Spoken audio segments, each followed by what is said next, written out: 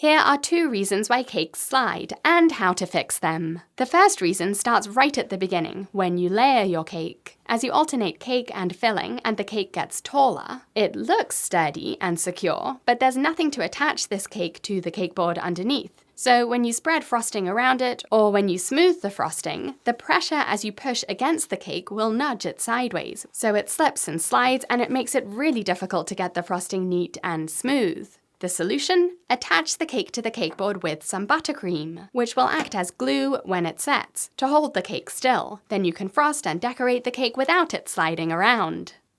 Why do cakes slide around even if you've attached them to the cake board with a dot of buttercream? The filling in between the cake layers is soft. So if you frost the cake straight away, spreading the buttercream around the cake, that pressure will nudge the upper layers over, even if the bottom layer is attached in place to the cake board. As the cake layers slide sideways, the cake starts to lean to one side. To fix this, wrap the cake in cling film or saran wrap and push the layers back to the middle so the cake is straight again. Then put the cake into the fridge to chill and set for 30 minutes. And unwrap it and it will be firm, so you can safely spread on your final layer of frosting. For more troubleshooting, check out my tutorials on why buttercream cakes crack and why buttercream bulges. And ask me any other questions you have in the comments. Visit my cake school on britishgirlbakes.com to learn hundreds of cake decorating techniques and designs with my online courses and memberships. See you there!